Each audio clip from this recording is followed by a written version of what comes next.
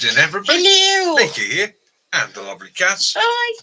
and hang on, Dog come on, face. and the Willow. Yes, the patriotic Willow the patriot dog. Yeah, yeah, yeah. You're patriot. Yeah, yes, you're patriot. Yes, you are. Yes, you are. Oh, I hope you're all good. I hope you've all had a classic week, a great week, a fantastic week. I know some of us have had an emotional week. Yeah, so my heart, thoughts, and prayers go out to the family of Owen. Yeah, I know it's been a tough week for you, mate. But other than that, oh, how have we done? Well, we're knackered, aren't we? And we're both suffering with colds. I'm about to be back tonight. Kazza are back today. In a humongous box that wasn't really heavy. It's just it was big. It is a big box. It's a metre long. Well, I was no help. Yeah, metre long and about 60 centimetres square. So it was a big old box. And like Kaz says, it wasn't heavy, but it was just bloody awkward. That was a box I ordered last week that was Stuart. supposed to be an indestructible box, and it came broken. Yep. Yeah. Slightly disappointed. So Simon. Was through my hellos. Hello, John. Hope it's all good out there. Simon, how you doing, brother?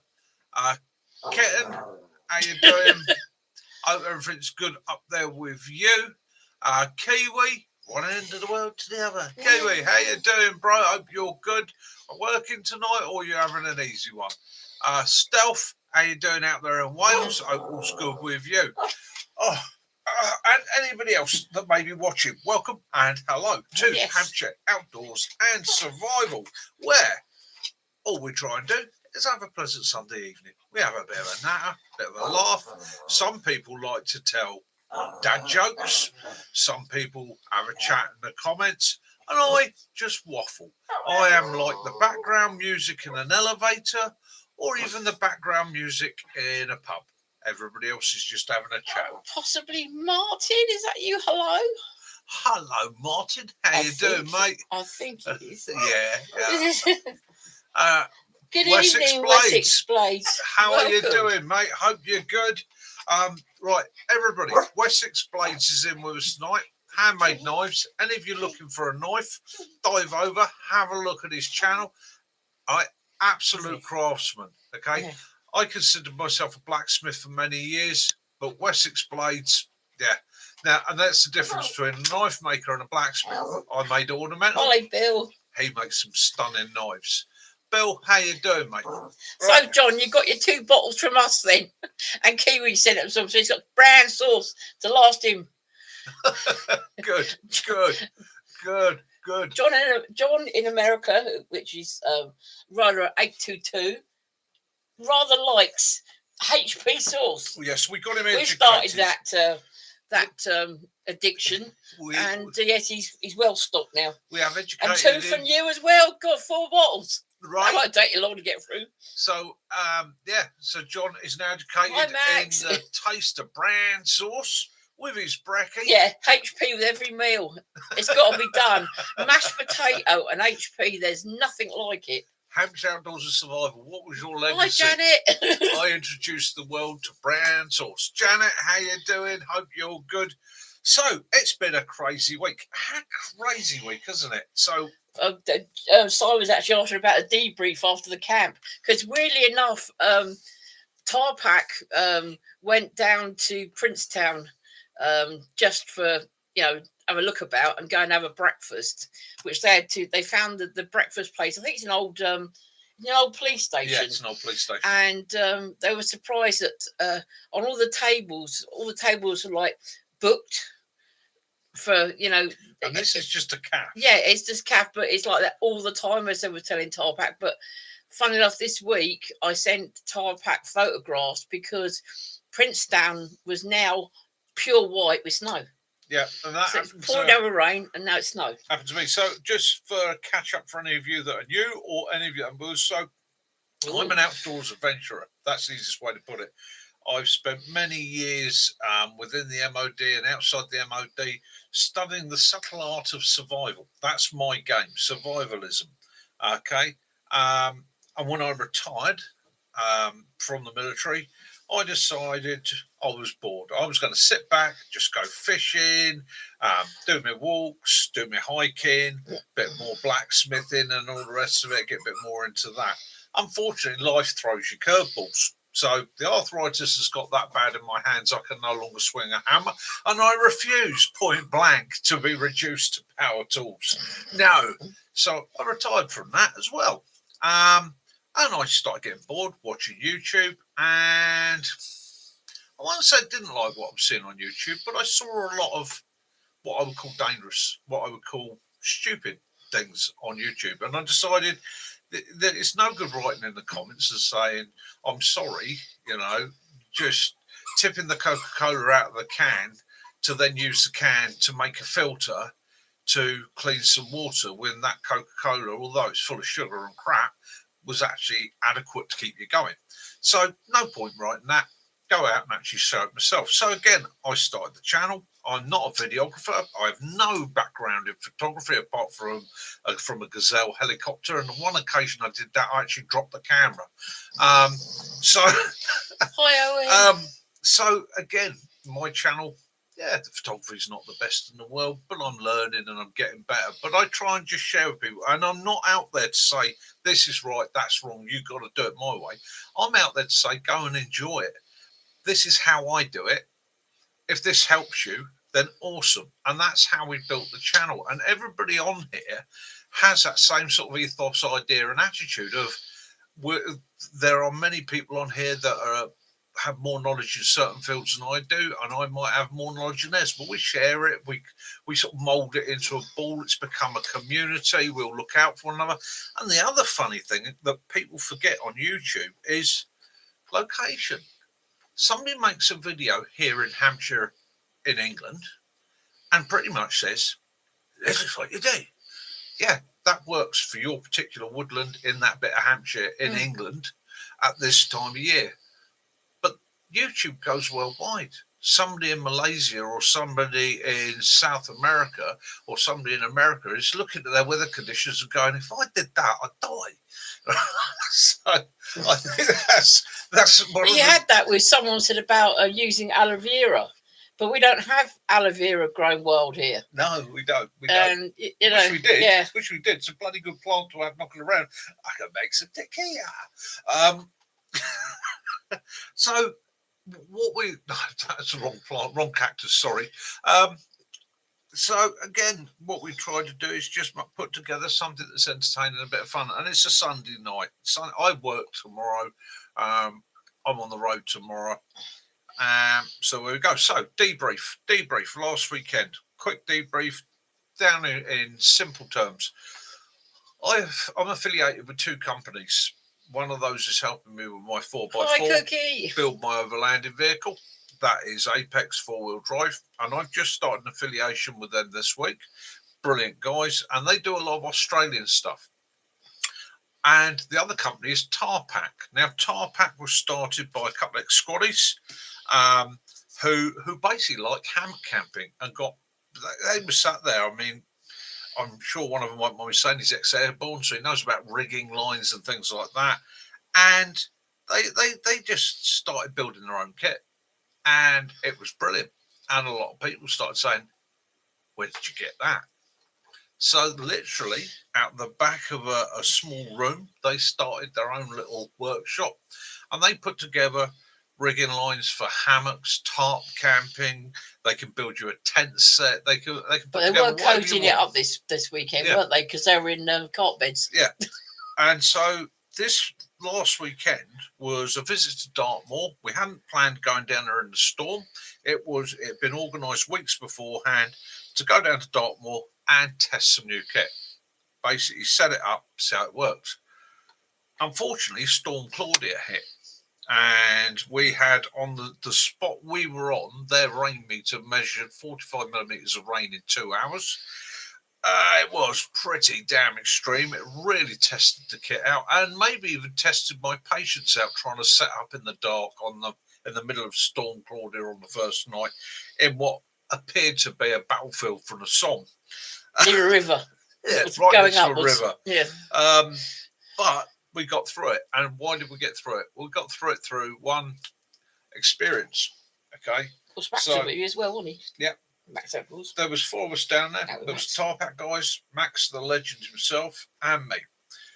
Max has spent many years living homeless. So there's a guy that already understood how to get by in those sort of conditions. You've got the Tarpac lads testing their kit, and you've got Muggins. Yeah, Basically, they needed all a of us, maxi. between a lot of us, probably the best part of actual experience, probably somewhere around 140, 150 years worth of experience combined. And between a lot of us, we got through it. Now, I'm not suggesting that somebody should go out, the next hurricane and try and do a camp. In fact, I suggest the opposite. We've always preached, be careful, be safe, look after yourselves. Don't take unnecessary risks just to get that view. It might cost you your life. And more importantly than that, it might cost you your life, but it puts the risk or lives at risk of those people that have then got to come and try and help you or rescue you. So we try and preach a little bit of common sense and a little bit of common decency as well. Having a thought for the rescue community out there, whether it be RNLI, Mountain Rescue, Lowland Rescue, whichever of the organisations, has got to come and deal with your situation. Because again, they're all volunteers. Because this week, not only did it went from Storm Claudia, went from water to snow, and people out on the moors got caught. That was the thing. I got back here. That night was after the live last week, wasn't it? I got a phone call, Mick. Because as some of you are aware, I do logistics. That's my day-to-day business. My own little business is I offer logistics, pulling trailers, vehicles, and equipment for people all around the country, and a lot of it has to do with the movie industry. And I got a phone call, Mick, we need a trailer taken down to Dartmoor, and we need somebody to stay with it for a couple of days. Obviously, accommodations covered. Yeah, I'm on it. Within hours of me getting ready to go, get another phone call. Sorry, mate, continuity screwed. It snowed down there. All right. And obviously, we didn't realise. I was sitting here because you'd taken him to the groomers, hadn't you? Yeah. And I was sitting there in my bedroom doing something, and our son rung, and he works at a local airport. And he goes, I'm standing in the snow, Mum. I went, what? And I looked out the window, and there's this snow. Yeah. Snow everywhere. We actually got snow. And so that went by the by. But that's, again, like survival, it's the nature of the business I'm in. It can change day by day. I can have a job on tomorrow, and at the last minute it gets cancelled due to weather, due to conditions, due to strikes, whatever. That's off, and then I have to adapt. And that's why I love that field, because my work is very similar to my hobby in the survival wild camping prepping world. It's that being ready to go, moment's notice, act, work, do, deal with any problems, issues, weather, environment, and so on, and come out the other side bouncing. I love it. Owen said your truth was you were in the toilet block all night. That had no ceiling. I was shocked because it looked so nice, and then when you look up, it's just bare wood. I tell you what, I was probably the most comfortable one of the lot on that night, because I was trying out the ARB swag. That's an awesome bit of kit. I absolutely do recommend to any of you that are, obviously it's too big and too heavy to stick it under a rucksack and lug out. But any of you that are thinking about roof tents for your vehicles, stop for a second and have a look into swags. Okay. Now, yeah, we never get snow, John. This swag. So basically, the conditions down there were damn cold, damn wet, damn windy. Right? All 3 dams in one night. And I was soaked wet through. I was absolutely hanging. It was through to the skin. Everything was soaked. The jeans, water had come over the top of my boots, flowed into my boots. My grundies were hanging around my knees. Everything was dripping wet. And it got to the point where I'm like, do you know what? I've had enough. I'm binning it. Max looked at me and he went, yeah, I'm crawling into my lavoo. The other 2 guys had already settled in for the night. And it was my first night using the swag. So I've got it set up. And I literally stood outside it, dropped all my wet kit off, gave myself a quick towel down, got in, slid into a sleeping bag, shut it all up, and Max was laughing because within about 5 minutes, I'm having to open all the vents. I've climbed out of my sleeping bag on top of my sleeping bag. It absolutely contained the heat brilliantly. That thick canvas does a brilliant job of insulating you from the outside. Absolutely fantastic. And Mac and Rob actually Matt was telling me a couple of days afterwards. He was saying that in the morning they actually thought he was dead because he never sleeps in, and he did. But it hadn't been for the fact he was snoring. It was a comfort. Evening, Mac. Absolutely brilliant. I mean, you could probably thin a swag down by taking the mattress out of it and carrying an air mattress. They do them in singles, they do them in doubles, and I'd recommend. John wants to know if you tried the bivvy and the patrol bag yet. Yes, I have. I have tried the bivvy and the patrol bag, and yeah, I love it. Absolutely love it. In actual fact, I am looking at doing a bit of an adventure in the next couple of weeks. So I'm going to do a video on that. I'm actually looking to do a ground dwelling video. So basically, all that US kit that you sent over to me is going to go out in a one-up, and the whole lot is going to get rigged out into the camp for the night. And after Christmas, the Alec at Apex 4-wheel drive, he actually stocks swags, but they are £209 compared to the ARB, and he's going to be coming down to meet you in the woods, and they're actually going to compare the ARB to the one that Apex do. Right, so Alex at Apex 4-wheel drive, he does a lot of overlanding. He goes out to Australia. He likes to travel. He loves his overlanding. He's built overlanding vehicles. His hobby turned into his business, and because he does a lot of Australian stuff, he got exposed to swags. He gets swags in. They are a heavy-duty ripstop canvas. They are absolutely awesome. I wish I'd seen them before. I love my ARB. Let's get it. Can't knock it. I love it. But it was 400 quid. It's a lot of money. Okay. His swags are literally half the price. And if you get hold of him, discount code Hampshire 5, you get a little bit more off. Yeah, it's all one word. Hampshire, no gap, just the Hampshire 5 as in one thing. You will get 5% off anything you buy from that. And again, small company, standing up, doing his own thing. I went up and met him, like his honesty, like the way he works. We basically head it off straight away. He's going to come down to the woods, bring some of his vehicles down, bring some of his gear down, show us some of his tricks, some of his tips, and all the rest of it. And again, it's just more information for people.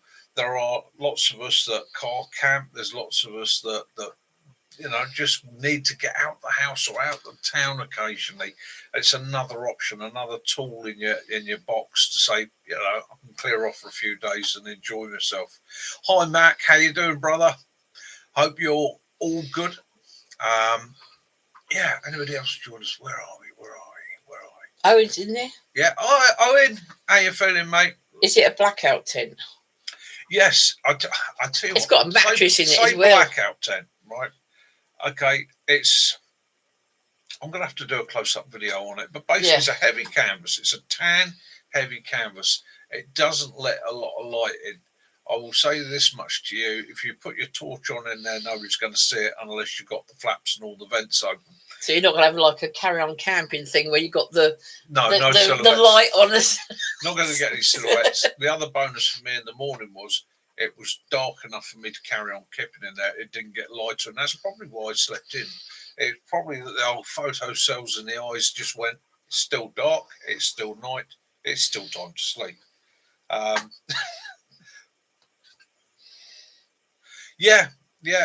It's going to be an Alec and Mickey get together.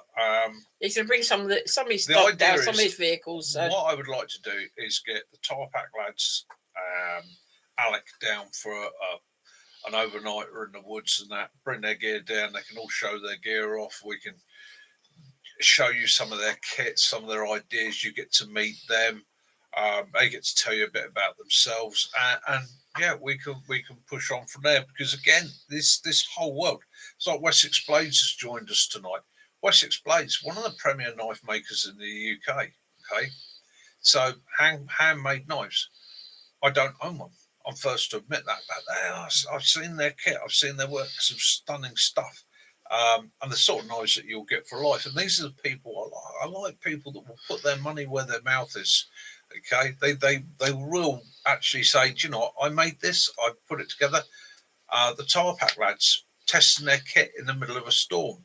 They Yeah, weren't really put off by was it. testing it, Yeah. wasn't it? It tested it to extreme. Not only that, it led to development of a further idea, a further technique, a further piece of kit, an answer to a problem. And this is the secret. Don't keep doing the same old, same old. See a problem, develop something, come up with an idea, try different avenues, different directions, see what works, what doesn't. Yeah, Kiwi it would be. It's the old fire starting adage. Okay, if you can only light a fire with a match, then there's no point in carrying a lighter. Okay, there's no point in carrying a ferro rod. There's no point in carrying flint and steel. But when your matches run out or are wet, what do? So you've now got a problem. So you have to learn that next technique. So you have that technique. It's the same reason I say to people it's worth learning primitive skills, bow drill and such like, flint and steel such like, because again they're fallbacks. Not always in a physical form, sometimes just in a mental form. Just sometimes knowing you could if you had to is going to give you elevate your mental state. Okay, being able to purify water, filter water, Yeah, I was on boil water, it elevates your mental state. You just don't sit there going, "What am I going to do?" If you're now going, "Boxes ticked on that one, I can handle that." I was on Rebooted's live this afternoon, and he was someone asked a question about bug out bags. Yeah. And a couple of them just seem to be obsessed with food. Yeah. Like I said, the more important thing is water, how to purify your water and produce heat. Yeah. The food is, you need your food, but yeah, shelter, fire, water. Okay, depending on where you are, what the conditions are, pretty much shelter, fire, water. But shelter always comes first, because it doesn't matter what situation you're in. Shelter is going to protect you from the elements, whether they're too hot, too cold, too wet, too snowy. Shelter first. Everything else comes second to that. So you prioritise your shelter, and then you get the other things. Water, water is going to be super important. Food is important, and again, food always gets to put to the bottom of the list, but it is important. It is keeping that sugar and calorie count up so your body can operate in optimum mode. But you also need that knowledge that being hungry for a few days isn't going to kill you. It might slow you down. It might slow your thought process. It might make you feel a little bit colder, a bit more uncomfortable. It is going to have an effect, but the knowledge is it's not going to kill you. It will keep you going forward. And it's knowledge. I think that's the key point I'm on about, knowledge, and people who have knowledge, people who perfect their skills and abilities. Oh. Yeah. Oh. It's another thing. I was speaking to Gary earlier on. I was saying that this couple of bits extra that we got in the cart. We always carry like a spare dog lead, and that's in case we do come across a dog. It can work on sheep. If you found one that's in the road, then you can use that. We always carry sweeties just in case we come across someone that's having a diabetic episode as well. And we've had that one of our bike club members. He had a bit of a diabetic thing once when we were out and whilst riding. And we had sweeties in there. I looked over, we were riding in a pack, so we're paralleling, so the bikes are parallel in one lane like that. And I looked over at my mate and I thought, why is his head wobbling? And then I realised he's fighting to stay conscious, knowing he's a diabetic, managed to get him over. and get him sorted out. And the reaction was within minutes he was sorted out, got the sugars into him, actually got a glucose gel into him. And within minutes, that was it. Everything come back up to a level. He was like, blimey, that was a close one. He said, I was just literally 65 mile an hour falling asleep. He said, and was not bothered about it. You'd think that you'd be like, oh, I must stay awake. But no, his body was just shutting him down. So it's yeah. And it's like Max saying there, kit is handy. Kit makes life easier. Knowledge, yeah, it's all right having the kit. If you don't know how to use it, it's useless to you. It's just excess weight. And that brings me on to this week's video. So I did a vehicle prep video this week, and I got some very sensible questions back from people. And they were things like why you haven't covered things like Hi, Angels. Hi, Angels. You haven't covered things like repair kits, tools, puncture kits, spades, and so on. So I should tell you why. One was the video was going to be a long one covering the kit that I wanted to cover anyhow. But the other thing is, the way I look at vehicles and making the video about the vehicles is not everybody has mechanical knowledge. So I think in my mind, those people that are already mechanically capable are probably already carrying the kit with them, carrying that tool roll, spare bulbs, fuses, tyre plugs, things like that. They have a compressor in the vehicle. Those sort of people will have that kit. And therefore, they know how to use it. It's worth having. Like myself, I carry my tools and that everywhere I go. But for a lot of people, they don't. They don't have the knowledge. And again, it's that thing. Without the knowledge, the piece of kit's useless to you. It's fine having a $2,000 snap-on toolkit and puncture plug kit and all the rest of it. But if you don't know how to use it, you're just weighing the vehicle down. So more a priority there in the UK would be to have something like Green Flag, RAC, AA, any one of those recovery companies, and also a good long list of friends. Okay, so that if you do get stuck, you know somebody can come and get you. It's vehicles. Vehicles are like climbing mountains. Yeah, people don't carry tools and stuff. It's bad. Yeah. Vehicles are like climbing mountains. Don't climb routes you don't know. Okay, and it's the same thing with a car. Obviously, most of us should know, and I know people that don't, but should know how to check the oil, check the fluid levels, check the belts, keep an eye on the battery, hopefully change a bulb. The basic things. One of the things in the military is first parading a vehicle.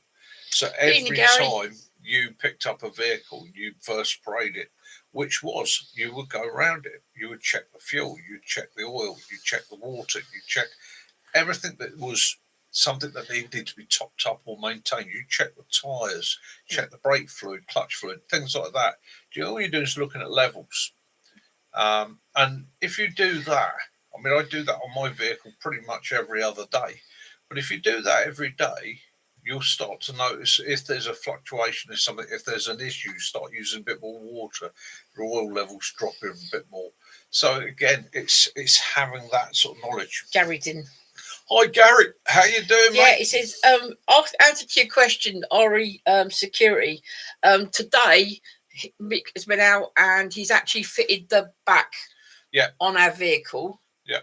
And with what we've done is he's left the back door open on it. Yeah. So that if anyone tries, they won't, instead of trying to break the window or break the locks, if they open it up, they'll see there is no tools in there. Yeah, that's it. I have a pickup. I've put a metal canopy on the back of it, an overlanded style canopy. And that was my thing, because it's smoked glass on the window. People see it and they go, oh, it's a work truck. There'll be tools in it. There'll be gear. Those sort of people. Well, the easiest way of dealing with that is I don't keep anything in the back of it. So leave it unlocked, because they can't get into the cabin. They can't get into the front, and they can see through the windows there. So I just leave that unlocked. And if they want to have a nose, have a nose. All you're going to see is a big What empty box. You got a box on wheels that you can put in there. That yeah. All my kit comes in here. So Stanley boxes with wheels and handles. That's my go-to. My kit goes into that. Wheel it out to the vehicle. Chuck it in the back of the vehicle. Also, I presume you have racking system store at home. Yeah. Yeah. I mean, you can see that racking there goes for about 8 feet across the room that way. And basically, this is simple admin. Yeah. So simple admin. My camp admin is the same as my what used to be my firearms admin. All my gear, I go and have an adventure, come home, maybe not that day straight away, but as soon as I'm up to it, everything comes out. It's inspected, it's cleaned, tentage, bags, all that is aired. Pet hate of mine is mildewy, smelling, horrible sleeping bags. So my sleeping bags, I come back, turn them inside out, hang them up, let the air get to them, leave them for 24 hours. Tarps, the same thing. Hang it up somewhere dry, let the moisture get off of it, let it sort itself out. Pots, pans, cleaned, scrubbed, stacked, dried. All the bits of kit, they've got their little places. They go back to You've got your racking, haven't you? But downstairs, we come in through the back door, and I've got plastic ramps, heavy duty ramps that go out off the step, and he can bring his box in. That's where it's my garage for the moment for my big mobility scooter.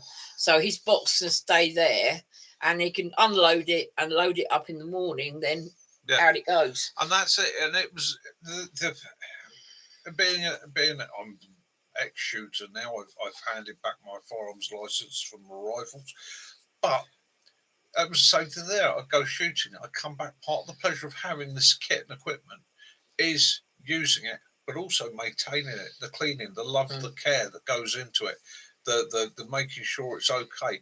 That's part of the passion. It's fine having shiny kit if you can keep it shiny. So what do? He said, look after it. The last question. You can ask as many questions as you like, Gary. Yes, he said, do you have a checklist to ensure that you've remembered everything? He's got a me. I said, okay, have you got that? And you're like, oh yeah. But most of the time, he knows what you want. Yeah. And he sort of comes up here and he's sort of like, that's that bag. And I have a funny old brain.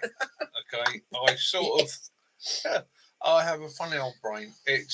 I tend to be able to visualize what I need, what I want.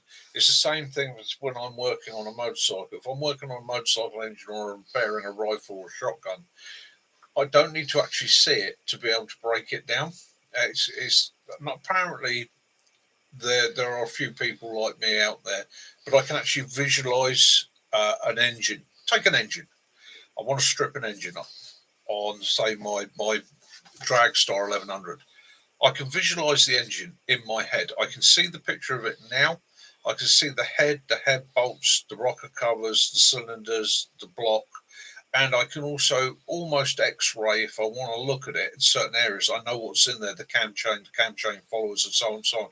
I can actually visualize it. I see it as a picture. Okay. Now, it's the same thing with my camp admin.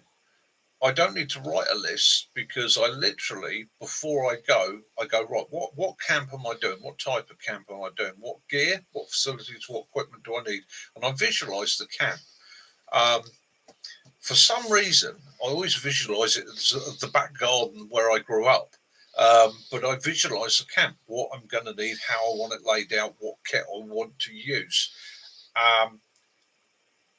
Saying that, you will always get somewhere and go spoon or cup.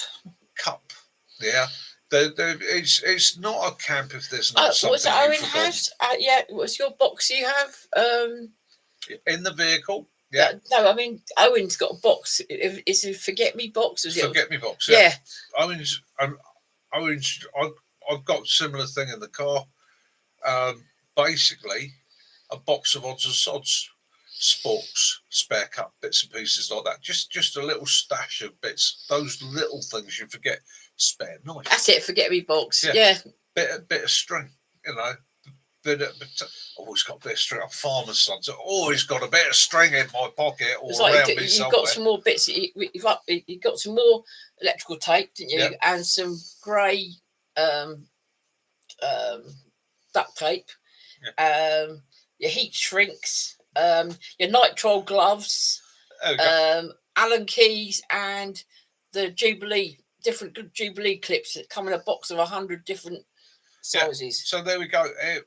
Max has kindly reminded me there. So first night on the camp, I get out a boil in the bag. I stick it in the tray. I can't find my spoon. I go through my bag, can't find my spoon. My spoon wasn't in my bag. It was actually in my box. But it was such an awful night. I couldn't be bothered to open it or look for it. And Maxie turned around before I got too stressed and went, I've got a spare spoon. But I'm not. All right, honesty time. Does Mickey ever? Oh, yes, Mickey does. So Mickey did a boil in the bag. Did a lovely boil in the bag. It was a gorgeous meal. And I was like, right, well, I'll put the spoon. Bear in mind the mess tin is still half full of water. I'll put the spoon back in the mess tin so that it gets nicely boiled, cleaned and sterilised for Maxie. I don't want to give him back a dry spoon. And as you are aware, I'm a big one on hygiene and that around the camp. Clean your cook gear, clean your tins, make sure everything's sterile, clean. I've had that bad belly. I don't want it again. So there we go. Did that, but then got distracted, wandered off, wandered about. That's good. I'm glad. Did some filming, come back, and the spoon was now in a dry mess tin, welded to the bottom of the mess tin. Oh, you fucked up. Happens. It happens. And again, you can't beat yourself up on it. It's you just look at it and you go, oh, excellent. Yeah, I cocked up. But again, the rules of survival is you look at problems like that and you go, right, what do I do about it? How do I deal with this? What's the next step I go to? Because that's life in general. So you owe Max a spoon. I do owe Max a spoon. I will make sure on the next camp that I take Max the spoon. It would never happen if you had a wooden one. Yeah. It would probably caught fire, actually. Yeah. But yeah, so that was just one of those things. And it does happen. We're human beings. If we don't cock up, then there's something wrong. You know, it's... Yeah, sometimes you think, why did I do that? Oh.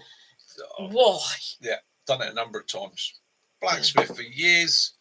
Forge, piece of metal out, put a piece of metal on the anvil. Next piece of metal goes into the forge. Look down at the piece of metal on the anvil. My brain's going, don't.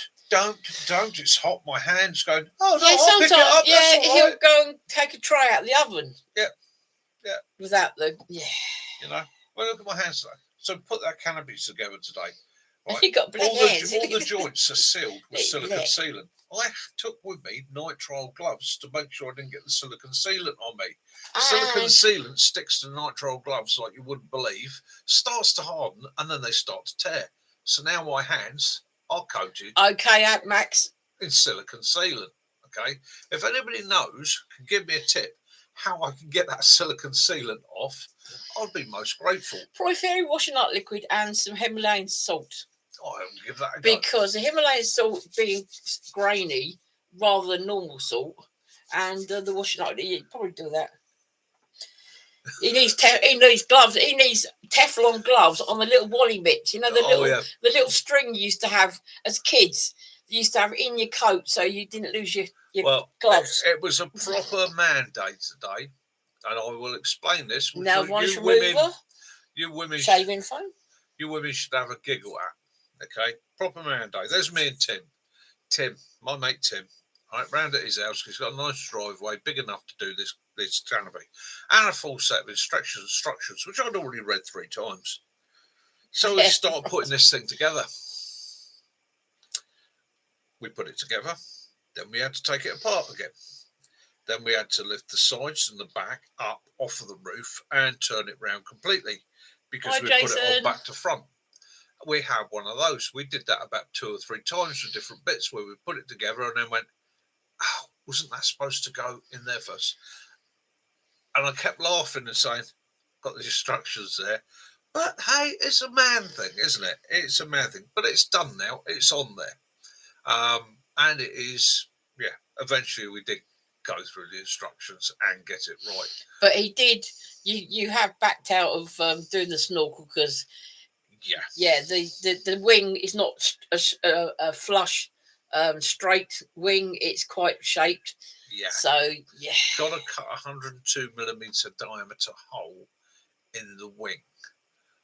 And I sort of looked at it. I looked at Tim and I went, if I cock this up, that's a new wing needed. And he went, yeah. He said, we'll do. Go hold of Alex, see if he can give you a hand doing it. He said, if not, we've got a friend that is an expert in vehicle bodywork, and I might actually turn around to him and say, does he want to make himself a bit of money and fit it for me? Or even just put the holes in the right places for me. It's got a template and that, but I'm a bit of a coward. I looked at it and went, if I cock this up, it's a few pennies worth. You don't want to be. Old Land Rover wasn't a problem because that was a flat panel. This is got quite a sort of swathe line through it. Yeah, Simon's just remind Max that you owe him now. Yeah, I always owe Max. Max said he would like a Hampshire Outdoors mug. Okie doke. Right, we'll have to see about that. We'll have to see about getting some Hampshire Outdoors mugs in. Yes. Yeah. Rub your hands in the dirty. Takes off silicone and also pine tar set. I should give that a go. Give that a go. It's, just my own stupid fault. Yeah, Scotch-Brite pad should get it.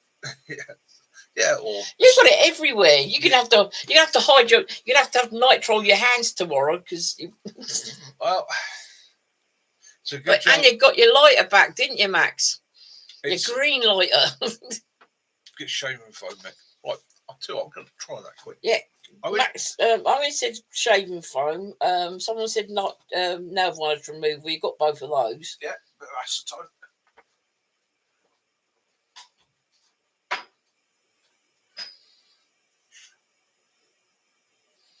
Yeah, he's going to try the shaving foam now.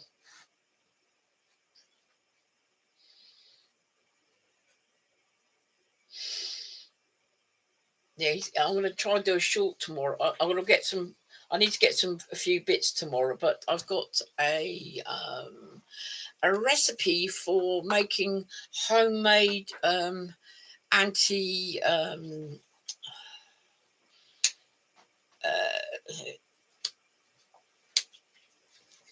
antiseptic. No, not anti.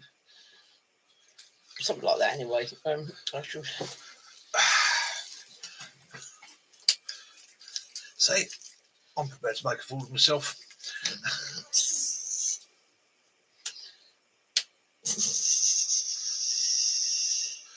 If his hands turn pure white now, I'm going to laugh, Owen.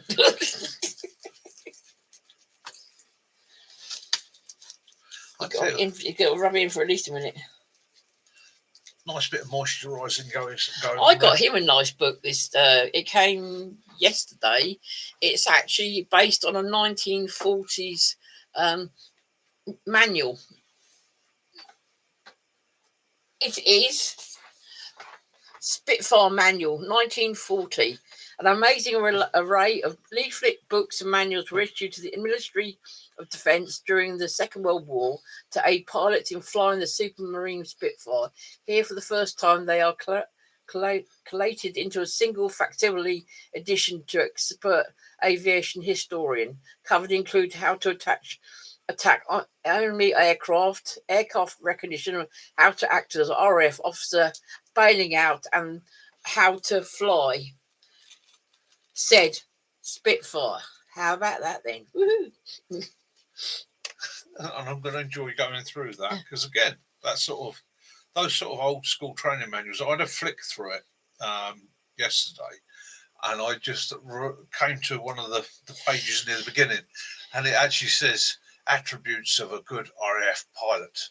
Okay, should not have a fear of heights. Bill, we had that done by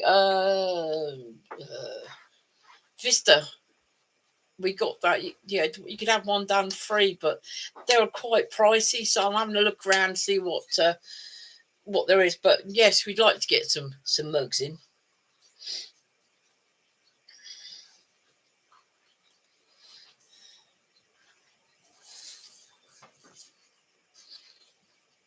But this one I got in the Haynes manual of Slow Tech. Forge, carve, weave, mold, ignite. The perfect antidote to today's digital world. So in there, it's your Haynes manual, and it shows you how to do it the old way. So yeah, even tells you how to fell a tree. Perhaps the people that go on the YouTube that the fails should learn that one, how to fell a tree, instead of dropping them on their houses.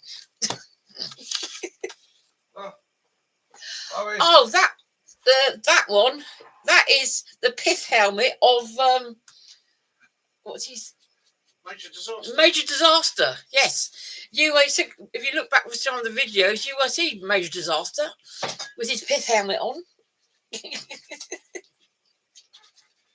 He hides things all over the place. I mean, you've got this one where my finger is pointing. That is him on his XVS 1100. Yeah, and that one is Jason, which is the Muddy Ruts chef or foodie. That's him on his XVS 1100. That was at up in London when they did the ride for I can't remember, what was it again? When they did all the things about Never Surrender, that's it. Led our bike club into London. Yes. Shut down. Yes. There you go. Yes. There you go. This is actual. Shut down Parliament Square. So that is Mick. And that is Jason. Leading some of the hordes.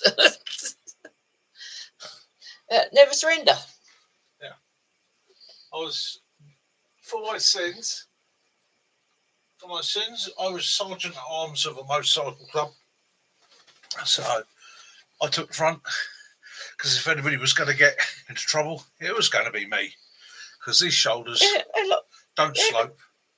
It's sort of come off a bit. It's a bit better. It's a bit better. It smells nice.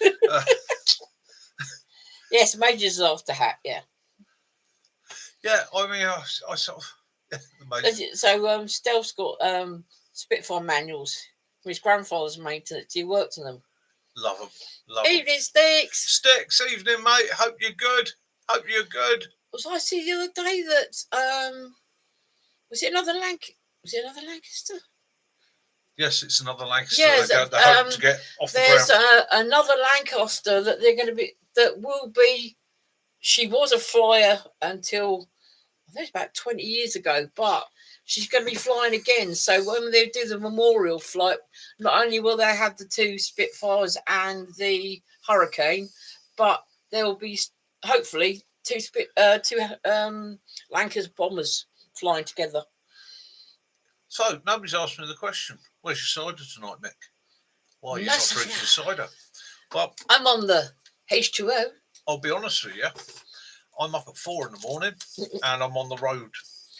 So you say that, people. It's tea tonight because Mickey does not drink and drive. He's a good lad like that. He's daft enough already. He doesn't need anything else to assist him. And for our tea tonight, I don't know if anyone else follows Farmer P, but we had some of Farmer P's Dexter beef. Silverside beef tonight. Oh, that was good. Oh, that was good. And we're going up again in February to get another box for him, aren't we? A beef box. Buy another cow. So, well, where am I? Where am I? So, what am I talking about? Right. Yeah, I've been through Stitches on there, vehicles. yeah. Why I didn't cover tools and that. So, again, tools that I would put in my vehicle, things that I would, if you don't already know yet, to learn. Okay, and this modern crazy world of not having spare wheels on vehicles, and I won't buy a vehicle that doesn't carry a full size spare wheel. Another reason for choosing the Mitzi. Plugs. Oh, Now, Thatchers. you Close can, on, Bill. you can get plug repair kits for tyres now. Okay, and they as it gets you home. You've got the They are, spray stuff, haven't you? You yeah. put in there. The spray stuff's okay, but the problem is you then go to a tyre fitter, they charge you extra because it doesn't always work. But No. a tyre plug is actually a softer rubber compound that you actually coat with a cement. You prep the hole where the nail is or whatever's punctured your tyre. You drive this in, you pull it back on itself. The cement actually bonds the rubbers together, clip it off, and you can reinflate the tyre. Okay, they're awesome bits of kit. They're not expensive for what they are. They don't take up any space. Downside of it is you're going to need a compressor. But I would suggest that most people could probably do with a compressor, especially as now you go to a petrol station and they want a quid or your credit card to blow up a tyre. So get yourself, invest in a compressor. A battery pack is another thing that I suggest everybody carries in their vehicle. The jump packs. You don't need a set jump leads I've got a solar anymore. one. Yeah, a good jump pack. All right, 30 quid. 30 quid's a lot of money. But if your car's not starting, especially now we're in the winter, or you get an issue, or somebody else has an issue, they're a brilliant bit of kit. They also act as a power bank, so you can charge phones off them and other equipment. So they're a great device to have with you. You know, in the old days, it was like getting set jump leads and then go ask somebody, "Excuse me, mate, could you jump the car for me?" And if they were a joker, they would say, "No, mate, it's too tall." Oh my God! And you're on about other people and their dad jokes.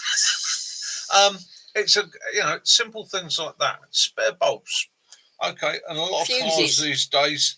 Fuses, so you go nicking that fuse out of one bit to put in another fuse. Yeah, a lot of cars these days you're not going to change the bulbs on. Not on the headlights, but on tail lights. Still not too much of a difficulty. He's got kits on his motorbikes. Yeah. So, and familiarise yourselves. So it's a 20-minute thing to take a light apart and change a bulb, but it could also be a lifesaver. On top of that, you could also think, well, if I do lose a tail light, if I do get an issue with lights, things like the road flares. Even something like a magnetic bicycle. I saw one the other day, magnetic bicycle lamp, red lamp. And I actually thought to myself, it might be worth having one of those. If I get a trailer light go out or something, I can stick it on the trailer. Those 6 that he's got, they've actually got on the back of them, it's tucked flush into it. It's a little hook as well. Yeah. So if you haven't got something that's got it's metal that you can magnetically, it's got a little hook on it so you can hook it else. But we've used those car fest, haven't we? We stuck them all over the car, and we were trying to get people to queue up properly to get out of a small road to leave the premises. We had people trying to fly across fields and that to try and beat the queues, which was making the queues worse. So we stuck ourselves there with the flashing beacons so they could see that we were there, and somebody was controlling it. I had a great weekend. They're turning people back. Queue jumpers, don't do queue jumpers. No. Excuse me, mate, you're going to have to wait for a bit. I'd see them go right round the field to come to the front, stop them, and I'd hold them there. What's your emergency? Yes, all of stainless steel wire, locking wire. Yeah. As they've got a good price as well, Kiwi, there, because we've got 2 sets. We've got the newer set, which he's got, and I've got an older set that I carry emergency-wise that goes on my scooter. I certainly am, Gary. I'm towing trailers. So in my job, I can be loading up in the pickup, but a lot of the time I'm towing trailers, and they can be, not just trailers, generators, power packs. There can be cage ones, non-cage ones. Basically equipment. I even do things like shifting motorcycles for people. So I've I've got a trailer. I can load a motorcycle on, move that, move equipment for people. I got Casino dodgy mobility scooters. I had big somebody ones. who's asked me if I could move their workshop for them, which I can do. I've got the trailer, I've got the equipment. So again, I'm a one-man band. I'm a logistician. And a secretary. What I would like to do, what I'm hoping to do more of, is expedition work, where I'm literally carrying. Yeah, something I realised a long time ago. One of the problems with an expedition, you sit there with all your mates and you go, let's get half a dozen of us together. Let's go do the River Wye. Okay, we'll do canoes or we'll do a hiking adventure. Well, that's fine if you're prepped for it. If you're not prepped for it, you've got to carry all your tentage, your sleeping gear, your clothing, your changes of clothes, your food, your cook set, all your on your equipment with expeditions, you which makes your vehicle very heavy. on your expedition. Okay. Now, if you're doing something like, say, the West Night, Highland John. Way, that's a bit of a nightmare. Now, I'm not saying that I'd be able to meet up with you every night, depending on what your route was, but we can either engineer a route where you could meet up at a location with me every night, and I've already got everything set up for you, or I can meet you at points and replenish you, so you're not carrying 5 days worth of food, 5 days worth of water, and all the rest of it. You can do a day, need a change of clothes, can meet up at a location, and so on. So it's that expedition support. Same thing for people wanting to do canoe trips, canoe adventures, camp adventures, and that. The other bonus from that they get is, as somebody pointed out to me the other day, they wanted to do a group camp in Wales, but their concern was that they were going to go out green laning all day long, leaving all their camping gear and equipment set up in the camp, right, or on the site. I mean, so can you show your hands again before John disappears? They have got better. Yeah, it is a little bit better. And they were concerned that, the gear's going to get nicked.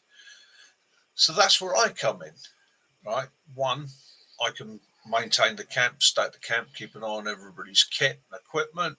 Right? I can sit in my swag or in my hammock, read my book, and have quite a pleasant day there whilst maintaining the kit.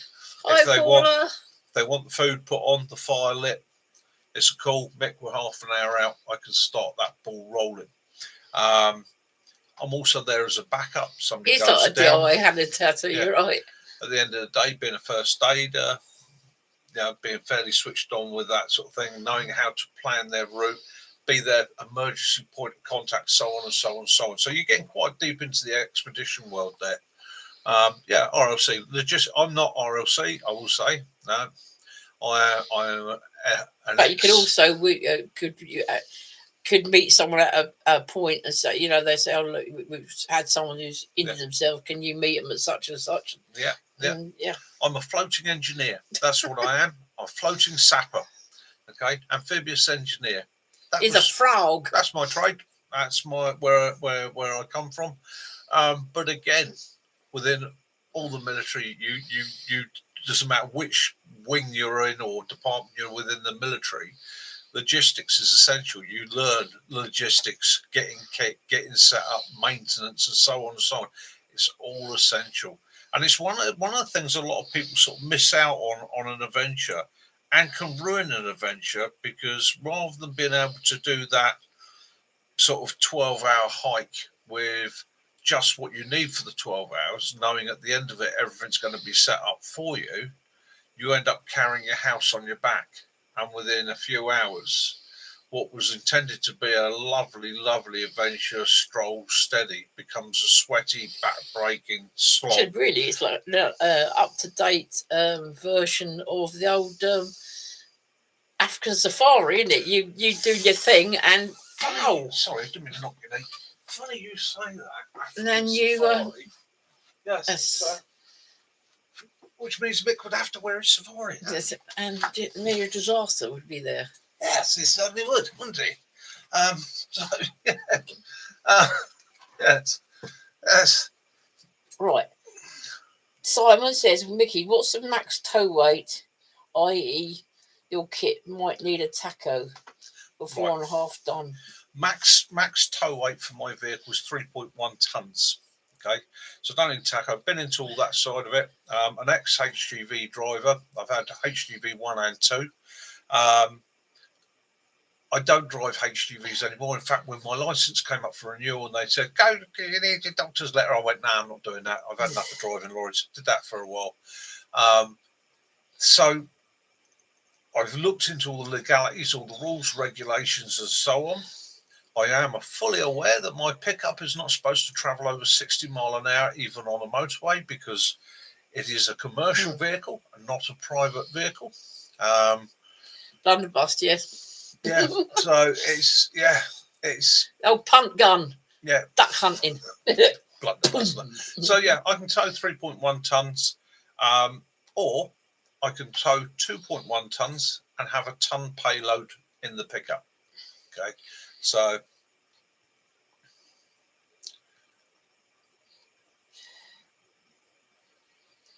presume restricted, yeah, just like yeah. I mean, if I'm using it for private use, now this is where you got to be a bit careful with the law.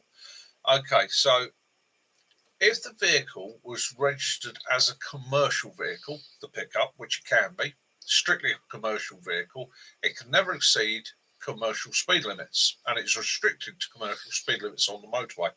However, I've registered it as private light goods.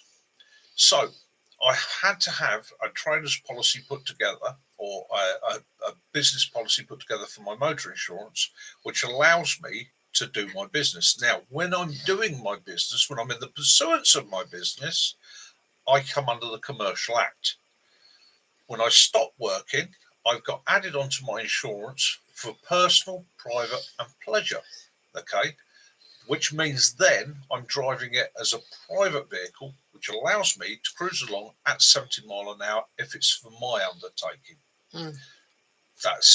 It's just insurances, rules, regulations. I've gone into it in fine detail. I've also spoken to a lot of guys in the industry and got good advice, because again, you don't want to invest money, start spending money, start building a business only to fall flat on your face because some police officer decides to be a bit of a job's worth on the day.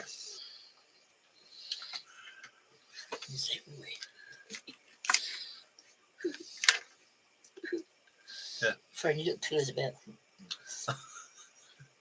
No, you're not 4.5 tons, mate. Yeah, they used to have one. The punt gun. They used to put in punt boats that were for ducks, and these things used to have a sort of diameter like that, didn't they? Yeah. And you just shot out so that when your ducks took off, you probably got about 10 or 20 of them. Yeah, we were quite interested in punt guns at one point, weren't we? So I wanted one. I wanted one on my black powder ticket because I just fancied having a cannon. The way I looked at it, it is a cannon. Okay, there's no two ways about it. But you've got a 4-inch diameter gun, which is black powder charge, and an 8-foot long barrel. It's a cannon. Okay. I think Kaz still needs to have a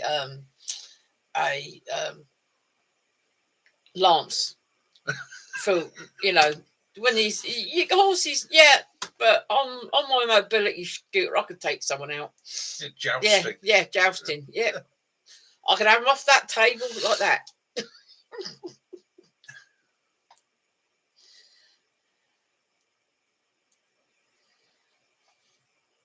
Yeah, that's it. Yeah. Oh yeah. On the inside of my door, I've got all my tow limits. I've got all my weights. I've got all my axle weights and all the rest of it. Lucky enough, on the Mitsubishi, that's actually on a plate. So I've got a plate on the door which gives me all that. So if they decide to pull me into the weighbridge and go, we got him. No, there you go, mate. I'm not a fly-by-nighter. It's like heights. The amount could watch the fail things, the car failure. The amount of people who get these higher trucks and think they're still driving their cars. Yeah.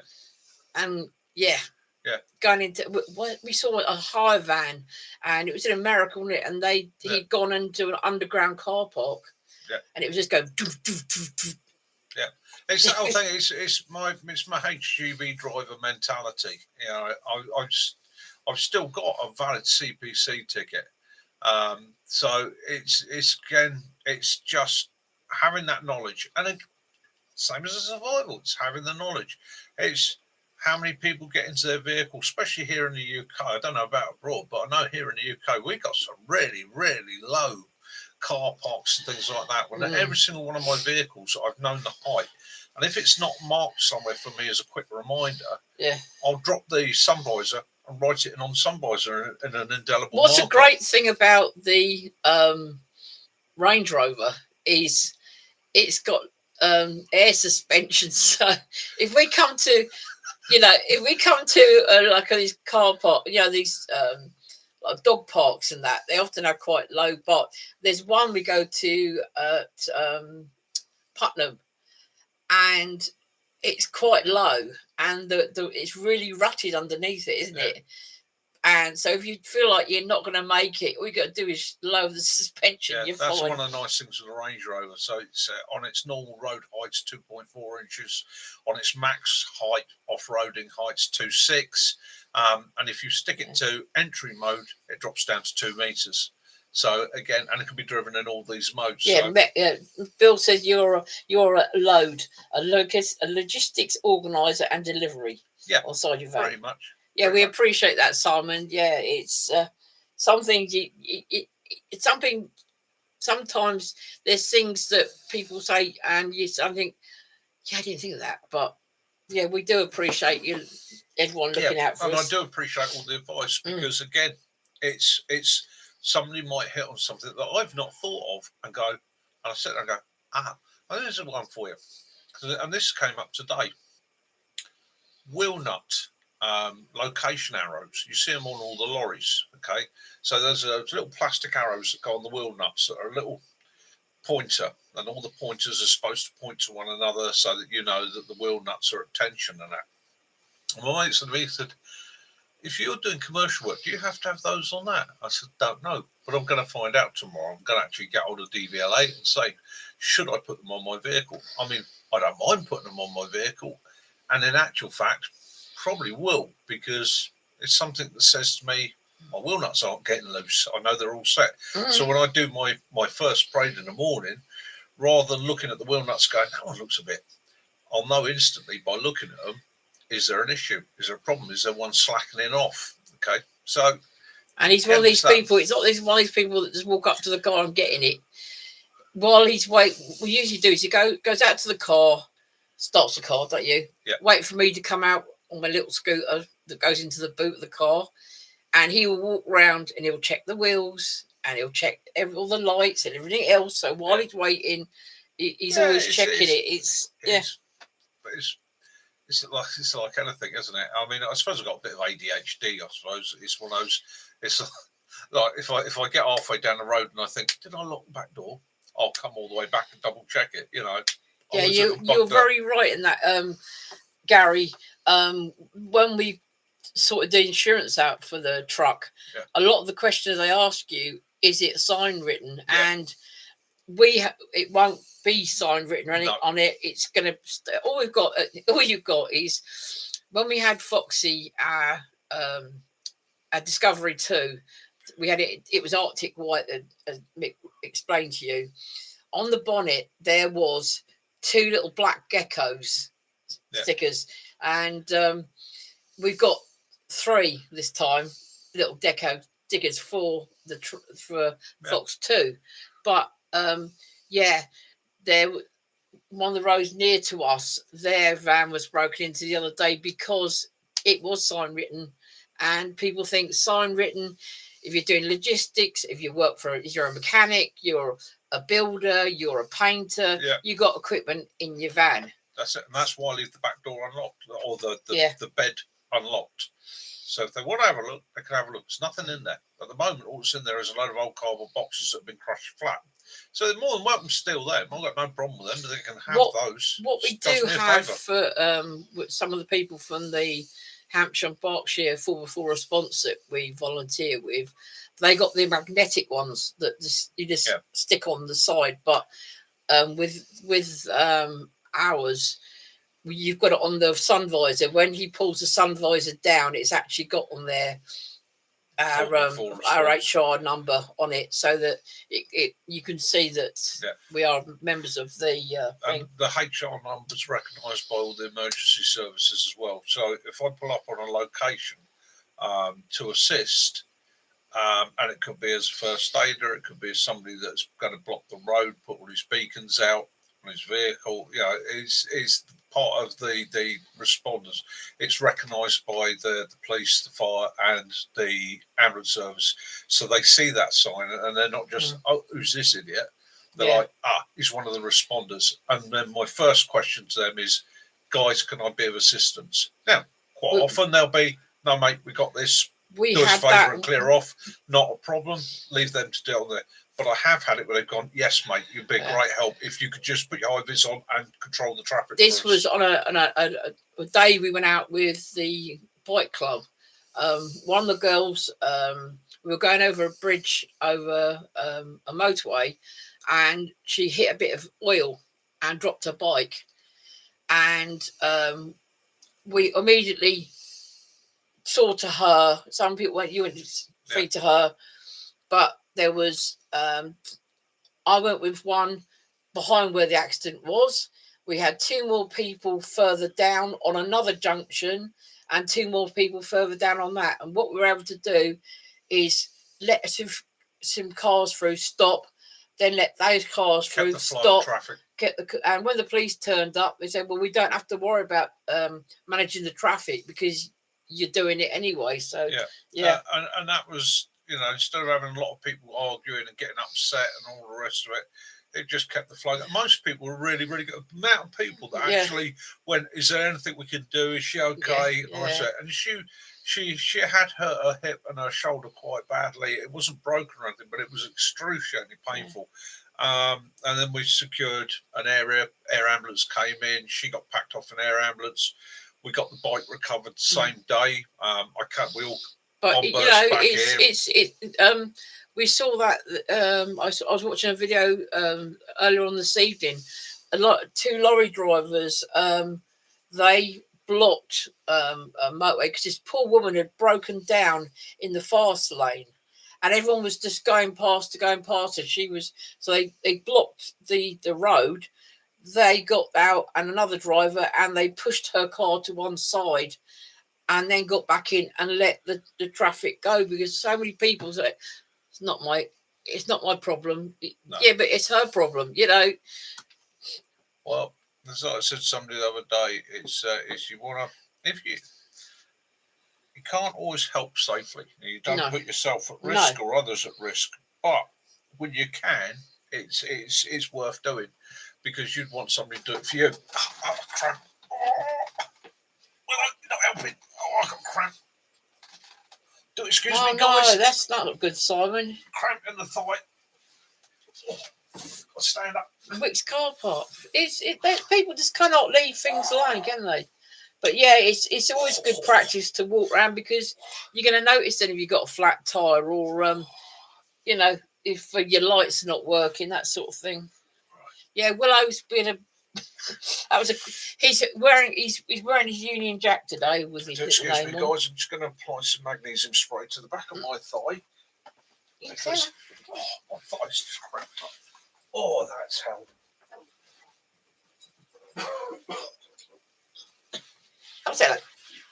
There we have. Let's read it. Hey, Willow. It's a bit long, this one. I think it's really meant for a bigger dog. But he has got a new little friend, Bailey, who comes around and takes him out for a walk with us. They've got a little puppy. His name's Winston, and he is a Maltese cross Bichon, and he's really cute, and he's white, and you like him, and you wag your tail, even though he's about a quarter of his size, doesn't he? Yeah. That got cough cramp. That's another thing. Always good thing to carry in your little go bag kit. Magnesium spray. If you get cramp, if you have irritable knees sort of thing, that spray is brilliant. You just spray it onto your area, and it's just a little bottle. And yeah, that's going to hurt for days. I've torn the muscle. Oh dear. So yeah, magnesium oil spray, and yeah, it's really good. So I say you get irritable knees. It also helps you with your magnesium level. So we have that bottle of that. So when you get your cramps and that, you just. And I get irritable knees sometimes at night. I knew it straight away as soon as it went. Yeah. It was the thigh muscle on the back. And it popped. Which means I've torn the muscle. Simon was saying he had his tool stolen 3 weeks ago. Oh, you're joking. Wickes car park took 8 minutes. El Croc, good evening. They're bastards, aren't they? Yeah, they can't leave nothing alone. It's just scumbags at the end of the day. Put a hole in it, yeah. Yeah.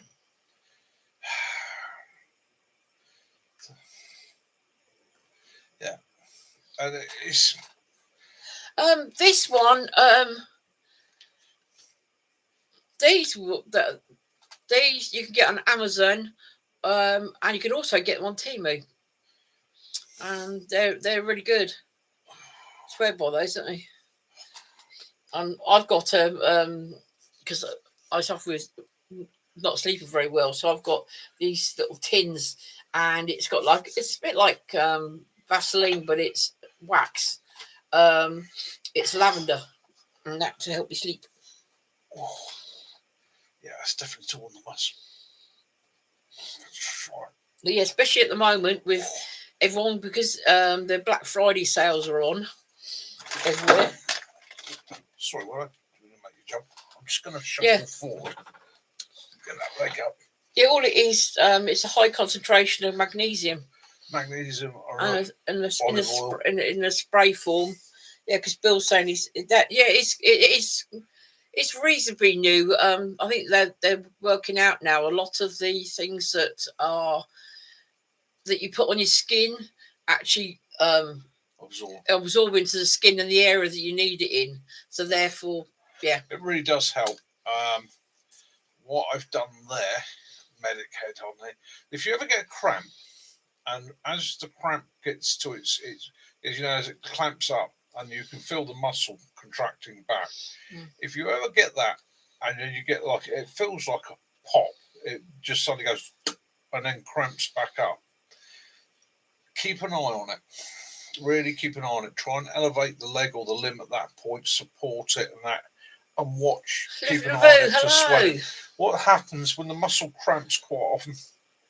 It gets micro tears in it, and every now and again, if you get a really bad one, it can tear the muscle quite badly. Now, torn muscle bleeds like stink, so what you end up with is an area of blood, obviously, coming into there. Now, the worst one I had was in a calf, and that blew my leg up. Within 2 hours, it looked like I'd broken my leg. So you just got to be a little bit aware of it. So it's elevate it, try and reduce the bleeding and that. Treat it like you would an open wound. If need be, put a bit of pressure on it. Don't cut the blood supply off, but just a bit of pressure just to try and assist it with clotting. Croc said that he enjoyed watching your car video. Great wheels. He said one thing he thought of is a couple of strips of HD carpet in case of getting stuck in the mud. And now this week he'll be putting out. He's actually put a black back on it now, haven't you? Yeah. So one of the things that's going into it from where I work quite often is I'm getting a set of sand ladders, basically the plastic max tracks. Okay, now these aren't like the old metal ones that weigh a ton and that, and you can bridge things with. But these are traction tracks, so they are just literally an ABS plastic, 3 foot long, grippy track that you can lay down under the wheels to gain traction. Because quite often when I'm towing trailers, as I had the other week, the only place that they had for us to stop and park the trailers was a field, and it was raining. And quite a few of the guys had difficulty getting moving. Once you were moving, you're rolling, not a problem. You're into 4-wheel drive straight away. Once you've got that momentum, you're away. But when you've got something like a generator on the back, which is close to my maximum weight limit. So it's 3 ton behind me on a single axle or a double axle. I've got to get that weight moving. So I was sitting there. I was like, right, okie doke. Again, Apex 4-wheel drive. They do them at quite a reasonable price, so I'm going to get a set of those in bright orange. Chatting to Tim today, we were actually saying we might do a video on getting yourself going, getting yourself unstuck, some of the techniques and methods that you can use. Living Lavousing. Especially for things like sort of mud and sand and that, because I sometimes forget that I've driven all over the world and I've driven in all sorts of conditions and I've got a lot of experience. Not everybody has experience, especially younger people who it's like snow. I'm quite happy and confident driving in snow. I've got the right setup, the right wheels, the right tyres. I know what I'm doing. I know what to do. It can still catch you out, but I have that confidence to do it. And having the kit in the vehicle, so if it gets that bad that I have to find a safe location to park up and wait out, I can do. I'm not worried about it. Lavoo, my brother from another mother. How you doing, mate? Hopefully everything's good down there with you in Wales. I am, if you notice on the board there, I've actually put Thursday the 4th. I might see if I can get down to Wales on Thursday the 4th. Might see if I can get down that way or across to Wales. I've got 21 in the room. Yeah. 21 in the room. Thank you, guys. Thank you, everybody, for joining us. Really appreciate it. Yeah. So, yeah, might see if I can get across to Wales and pop in and sort of just quick cup of tea with some of you guys. Say hello.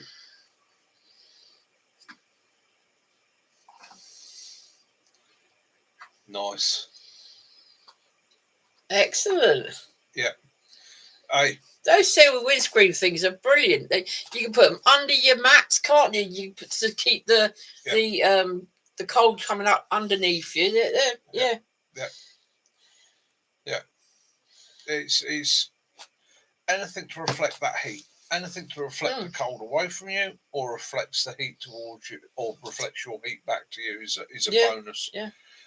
Owen's done some clever stuff using 2 layers of mylar blanket. So you get that sort of air trap in the middle of it. Yeah. And that's, I was chatting to Max, again, same sort of thing there. We often see people using cardboard. Cardboard's brilliant because it's 2 layers of cut paper. Yeah, you got that wiggly bit with an air trap in the middle. It's that air trap. That's the bit that saves you. It's neoprene wetsuits work exactly the same method. Here at home, on our downstairs, our dining room has got a tiny radiator, and it's freezing cold there, isn't it? Because you've got the plastic PVC panels. Yep. So what we've got on the windows, we've got they're the blackout, but they've also got the silver backing, and we use that to keep it warmer in there. We've got one on the door. A good one there from Kitten Killer. Yeah. Get the 1 metre square rubber mats from B&Q. Cut them into 3 strips, line your boot, and they also work as tie grips. Yeah. It's those little ticks and trips. That's tricks and tips. We're up to 23 now. Woohoo!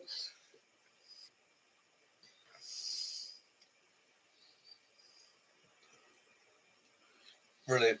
Croc, brilliant. Yeah, it's that insulate, isn't it? It's protect yourself, and it is always saddens me. Always feel sad when you see situations where somebody's lost their life through exposure, because it can be quite often so easily avoided.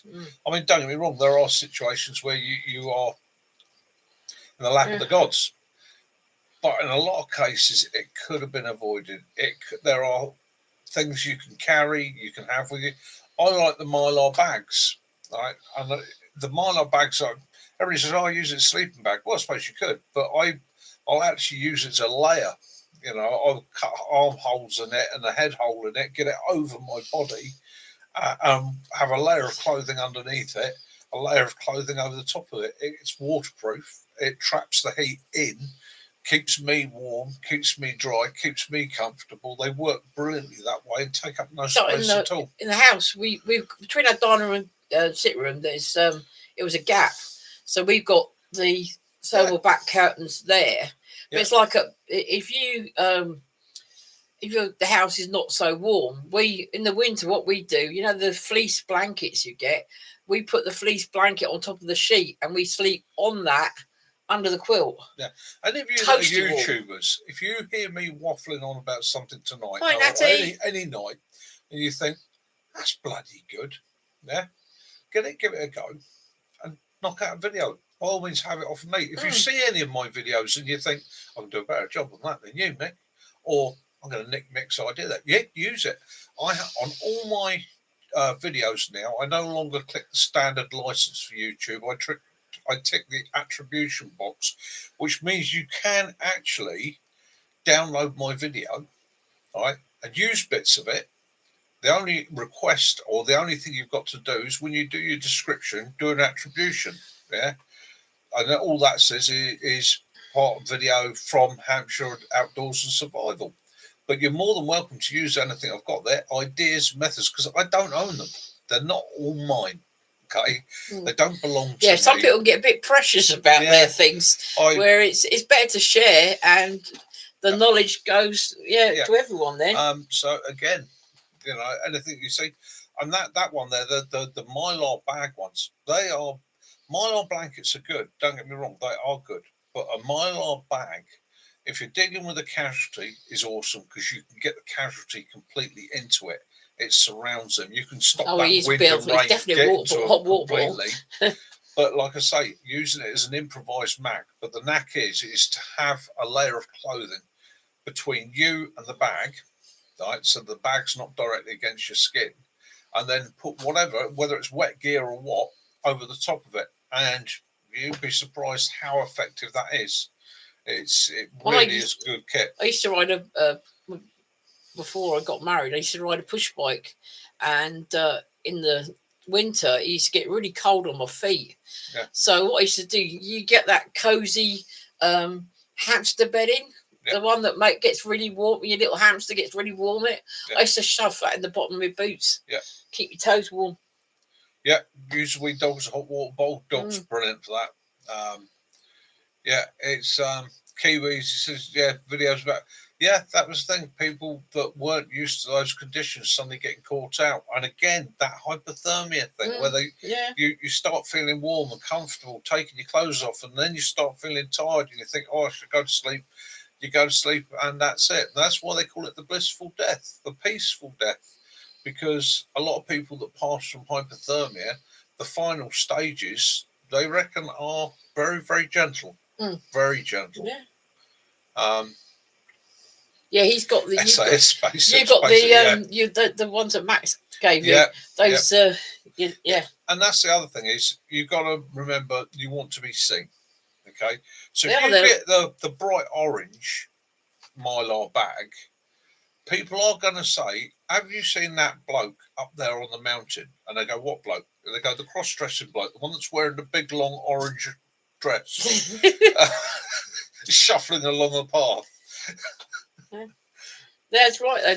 The dogs and cats, they create so much warmth. Yeah, they do. The trouble is with this one, he tends to, he doesn't lay up against you. He lays on you, and you end up waking up with your feet and that with throbbing because you got a dead leg. 12-hour heat pads, something's always in the glove box of the car.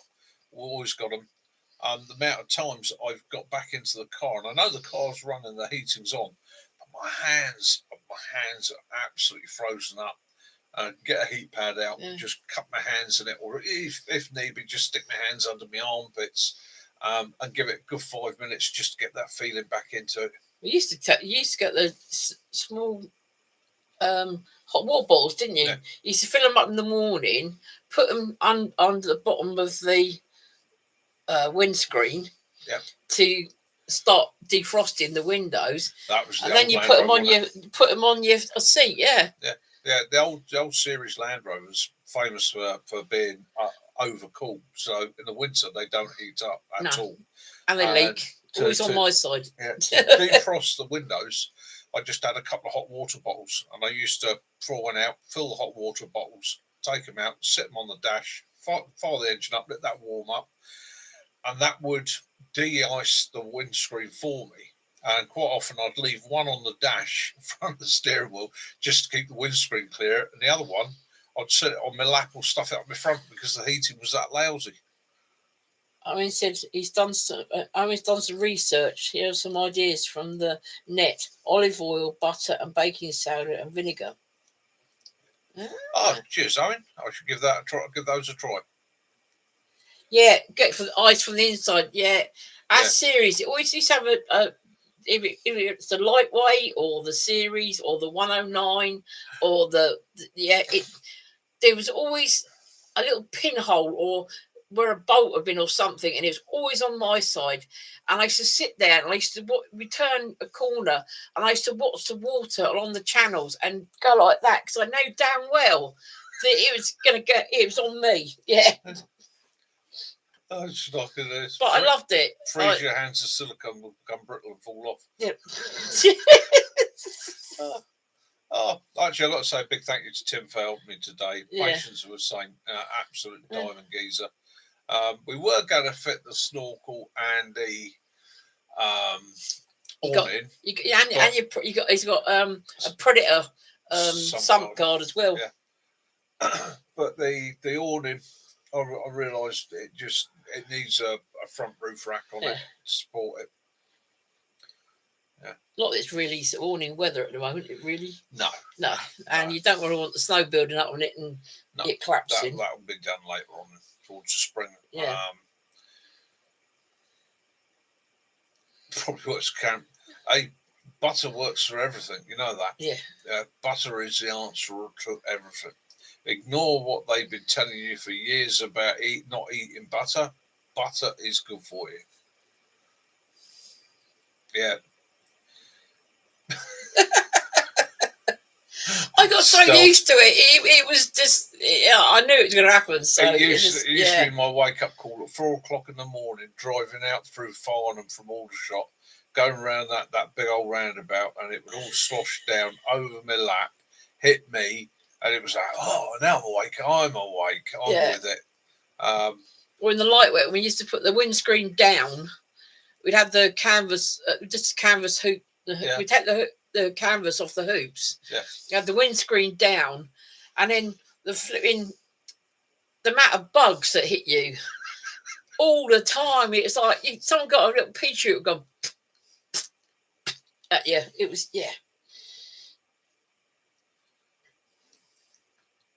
hug a stranger and get locked up in the cell. Yeah.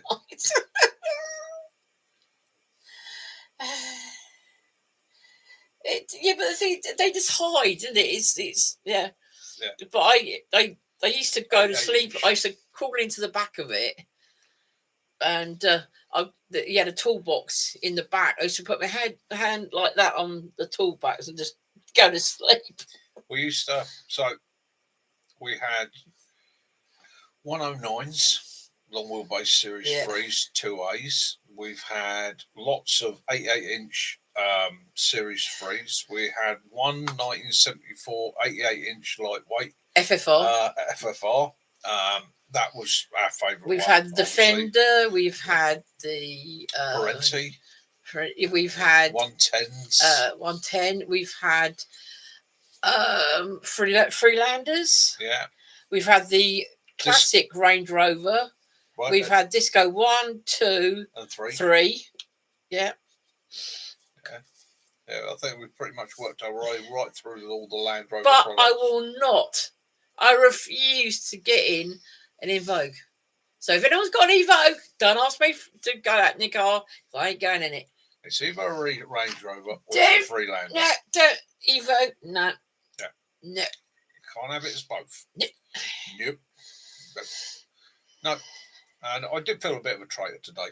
Got over to Tim, the Land Rover man, and asking him to help me put the top on my Mitsubishi.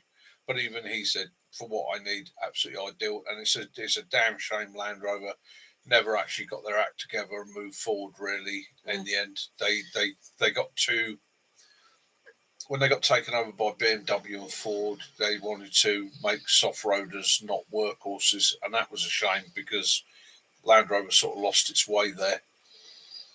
Yeah, we used to always go play at, go across Salisbury Plain with the roofs off and things like that. And the thing I didn't appreciate was when we went through these really deep lot of water, and it was runoff from the road on Salisbury Plain.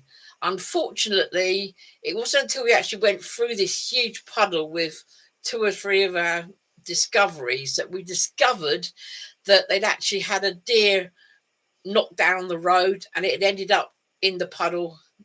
Yeah. And that was sticky. Very sticky. That's an interesting one. Owen had an issue with batteries during the winter, during time lapses. This year I'm going to try using heated rock stones instead of heat pads. Good idea. Yeah. Good idea. Yeah. Yeah, fit for radio, FFR. Yeah. So basically it would have been a communications vehicle. It actually went to someone who did a lot of reenactment stuff in Salisbury. Yeah. And whenever we go to shows, military shows, always look out for her, because you made the bumper for it. So the bumper wasn't. It was a Northern Ireland bumper. Yeah. Yeah. I basically built a Northern Ireland bumper for it. So Northern Ireland bumper was basically upgraded. So you had the standard Land Rover Defender bumper, and the Northern Ireland bumper had a steel plate, a reinforcing plate between the chassis legs and sticking out about 4 inches each side. The bumper was also shortened slightly and had overriders on it, and it was actually designed so that if they had to push something out the way, it didn't fold back and interfere with the front wheels. It could collapse at the sides, but that centre section was designed to protect the radiator, the engine, and become a ram. It was painted, obviously, in NATO green, but on the side of the bonnet, I actually put 2 playing cards on each side. And there was the 8 of hearts with the 8 of spades, and the 8 of diamonds and the 8 of clubs. So it was 88 inch. So we had 8 8s. Yeah. And its nickname was Shorty. It was Shorty for a short wheelbase. Yeah. So it was. Yeah, that was a stunning little vehicle. We loved that. Would I have one again now? My heart says yes, I'd love to have one again. Yeah, we did see one, but no. I'm too old and I can't get in and out of them things anymore. It'd be a shame to have something not to be able to use it properly. And that's. But we had many lovely memories of it with the boys. Oh yeah, we had a great time with it. I mean, it's like the Mitzi. I've had a lot of people say to me, "You're going to put mud tires on it. You're going to lift it. You're going to put a winch on it." Well, I'll be honest with you. Me and Tim were discussing this today. No, it's going to stay with a good set of all-terrains on it, because that gives me a fair balance between road and off-road use. I'm not going to put a winch on it, because really the truthful art of off-road driving is ground reading. It's not putting yourself into that position that you're going to need a winch. It's knowing when to say, nah, I ain't going through that. I'll find an alternative route. And another thing, you're adding extra weight onto the vehicle, which doesn't need to be added on, and it takes off the weight that you can. Yeah. The other thing was, and again, I've had a lot of people say to me, "Are you going to put a lift kit on it?" Well, I don't want to put a lift kit on it because I'm not doing any extreme off-roading. And plus, I can only just getting it now, and I have to tow with it. And by lifting it, you are then raising your center of gravity, and it can become a stability issue in certain conditions. You're at the woods where you go, the 4x4 sponsor had the Surrey 4x4 adventure thing. They had Grenios. Yeah, they're quite a nice vehicle, aren't they? Because it was Elcrop was saying about the Ineos Land Rover Chromes. And that's the thing for me. If I can get around the woods where they do off-road driver training, then I can go anywhere. And that's my my line. That is, if it can get me through there, it can get me through any condition I need to worry about. I think a lot of people these days build off-roaders. And If you're not going to pay and play sites, if you're not doing extreme off-roading, you don't need grizzly tyres and all that. Why spend all that money, add all that weight? I mean, the last Land Rover I put a winch on, in 2 years, I think we used the winch twice. We used to have a bog standard Discovery 1, and we went across Marlborough Downs, and Marlborough Downs, it was really bad, wasn't it? Yeah. We had a friend who had a lifted V8 Range Rover, the old classic, and there was a couple of other Discos, and I think a Defender as well. And we were the only ones that did not have a winch. And we have road tyres. We have road tyres, and we're the only one that didn't get stuck. Where, in fact, we actually went past all those and helped to pull them all out. So it just shows you sometimes you can have too much equipment. Yeah, less is more. Yeah. And that's the other downside, isn't it? Is confidence. It's like snorkels. So I don't waterproof my snorkel, right? And the reason I don't waterproof my snorkel is I don't need it for wading. If the water is higher than the top of the front wheels, I ain't going through it. Right? There's too many other electrics, too much interior to ruin. What's the point? The snorkel's there as a raised air intake. It lifts, because in a lot of the places I go in the summer, it gets really dusty. It raises the air intake for the engine into a clean area. And that's the actual idea behind a snorkel. It's not to do wading. It's about getting clean air into the engine, not clogging up air filters. And people don't realise when you're going into dusty areas, you turn the snorkel round. Yeah. You turn the top round. Yeah. So you're not good. Otherwise, it's just going straight into the engine. Yeah. El Crop was saying that his mate had one of the older versions, bulletproof thing, except the fan belt kept slipping. Well, we were looking at 2015 up to 2019, because that's the basically the goal point for the Mitsubishi is between 2015 and 2019. The earlier models are good. Great vehicles, but the between 2015 and 2019, they produced the 2.4 engine, which went from cam belt back to cam chain. So there's a reliability issue sorted out straight away and a maintenance issue reduced straight away, which increased its service mileage and that, which again I always drop back by half an hour. It's renowned as one of the most reliable units they put together. It's also Euro 6, so it's compliant. I don't get hit with the ULEZ charge, and I do a lot of running around the M25, so I don't get hit with that charge. The other bonus with it is it's the most fuel efficient one they ever produced. So it's reckoned 44 to the gallon.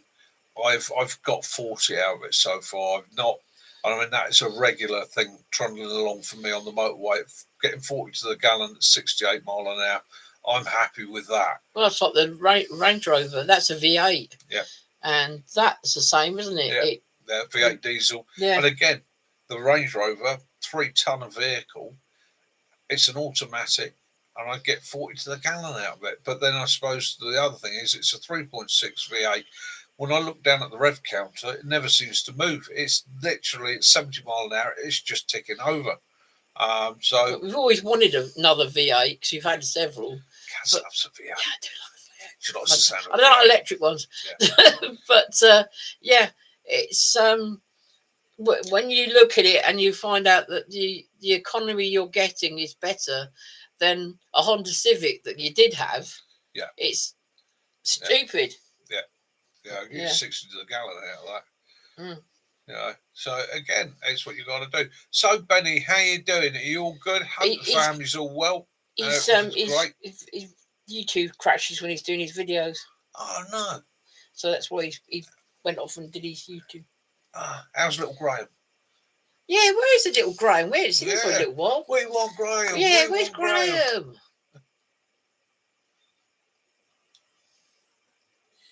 Can't read the whiteboard, but the fourth sounds good. Yep. Okie doke. Okie doke. Wales. Oh yeah. Wales. Yeah. I just thought I've got a couple of days free there, and I'd like to get Kaz out for a day. Yeah. Go and have a bit of an adventure. Nothing. Stuart, why do you want to think? Lemmy, my lemon plant. I have got that much more new growth and quite big leaves at the top now, haven't I? Yeah. So yes, Lemmy, my lemon. McLemmy. Yeah, McLemmy. My lemon plant that Owen grew. Yeah. I went over. My mum thinks I'm an idiot. She said to me, so how's it going? I said, well, Kaz has got a lemon plant. She said, oh, right, what type? I said, it's a Highland one. She went, pardon? I said, it's a Scottish lemon tree. I said, they only come from Scotland. It was brought down by a friend of mine from a lemon plantation. And she just looked at me because she's quite into horticulture. She looked at me, shook her head, and an idiot. Mine hasn't been outside. It's actually in a sitting room. But it's in a sunny spot. It's in a sunny spot. It's between the TV and the mixed seat. But it's some of the leaves are quite big. Oh, I'm sorry, mate. Oh, I'm sorry. No, you did that. that. Sorry to hear that. Yeah, it's good. Benny, you made the right decision there. Sometimes we have to break our own hearts. You made the right choice, and you can't risk Luna. And at the end of the day, if he's not a happy little dog, then it's best that he goes somewhere where he is going to be a happy little dog. So hugs and kisses to you all there. I know that must have been a bit of a wrench. Yeah. Hi, dumpster and fire reel. Hi, mate. I do love it. He uses that phrase every week, and I do that like that. Love and courage from the US. Yeah, I'm gonna make a little he's going to have his own little greenhouse out in the garden. But yeah. Actually, our son's got a lemon plant in Prague. Yeah, he's got a lemon on it. Yeah. So dumpster fire. Have you had a good week? What's it been like over there for you, mate? It's all going smooth and cruising the life's dream? Yeah. Or has it been manic, panic, and disaster? Yeah. Always got to ask. Yeah. Because I was talking about that. There was in Canada. Yeah. So a teacher and some students were attacked by a grizzly bear. Yeah. Yeah, that was a bit rough, wasn't it? Yeah, I mean the male teacher he put himself between him and the kids, and they used bear spray, but unfortunately he succumbed to his injuries. But hey, nice, mate. That's a good week. Oh, been bushcrafted on his property. Homemade wine. Lost some weight training. Sold 91 quid's worth of homemade wine. Well done, That's mate. a good week. That's a good week. Yeah. Now, not only have it made you happy, but it's made some other people happy as well. Very happy. Very happy. Full down juice. Yes, we're rather partial to a drop of the old full down juice, aren't we? Yeah. Especially the homemade stuff. Yes, because when he went to see his mum on the Isle of Wight, he bought me back the Isle of Wight. Their water, they make mermaid gin, and their gin bottles have mermaid scales on them. And he actually bought me a box of miniatures, so I've got 3 miniatures. Bill, you've been through it, mate. Aiden, Jesus, yeah, I've been reading up a bit on Aiden just lately. Friend of mine, he's passed now, unfortunately, but guy I used to know, he was airborne. He was out in Aiden. He did his national service there, and he used to tell me some quite scary stories about Aiden. Yeah, hell of a place. Yes, Bill, I bet that was scary being. And the thing is, laying on the decks, rough. Oh. You and your charity shop bargains, we get nothing like that down here. What you got then? Come on, Benny, go on. Yeah, I went to the charity shop the other day, and all there is bleeding brand name dresses and Yeah, because that's the none of thing them now, is fitted it? me. People buy these brand names and the ones with, that have got labels on them, they sell them online because people just like to say, oh, I've got this Prada dress on, Yeah. We don't seem to get bargains here. Yeah, we always look. Yeah. To be honest with you, more often than not, I'm in the charity shop looking at the books because I love my reading. So I'm always going to the book section, have a look through the book section, see if there's anything I'm looking for there or anything that catches my eye. Okay. I like that, is it? I tell you what, that was chatting to Tim. He was saying about that. But if you fancy it next year, an on the run adventure, right? So the idea being, my mate blindfolds us, takes a couple of us out, drives for several hours, and drops us somewhere, and we've got to make our way back from there. Right? I used to like we won't going have to any idea where we are, and all you've got is a great coat, a pair of boots, a bit of baling twine, and your escape kit. I like I haven't been to car boot sale in years, but I like Facebook Marketplace because you get some good deals. But I've always wanted a grandfather clock, always, and I missed that one the other day. There was one for free. Derek. Hi, Derek. Derek and Derek's mum. Hiya, sweetheart. Hope you're feeling a lot better. I hope all's going well for you two out there. I am coming in the new year. I will be with you. Okay. That's Kaz is on to looking at bits and pieces there for me now. That's good, Dumpster. What I'll do, I'll get you to let me know what is the best time of the year to really come out to you, and we will plan it from there. I am coming over to. I've got to go see Dee's mum. Yeah, of course I promised myself I've got to go see Dee's mum. This lady I want to give a big hug to. She's been through a rough time, and I just want to give her a proper Mickey hug because I know it's healing. Yeah. So. Yeah, Dumpster got an old combo set that was a propane catalytic heater and white gas catalytic heater in a box from the 80s. I know it in mint for $14. Nice. Yeah. Nice. Yeah. Good bit of kit to have. Mm. Oh. Yeah. Oh, catalytic heaters. You don't see them so much now, but a brilliant kit. Brilliant kit. Yeah, they don't make stuff like that anymore, unfortunately. Everything these days is ecologically sound. It just doesn't bloody work. I tried a ceramic heater the other day. Well, pants that was. That was pants. That was rubbish. I like looking at the old classic cars. And my dad had a Triumph 2000 Estate. And there's one on there on eBay at the moment. It's $3,000. But some of the cars we've owned that were like 50 quid sort of junkers. Well, they turned out to be bloody good cars, didn't they? Yeah, and they're you're talking about sort of £6,000 or £7,000 for them now. Yeah.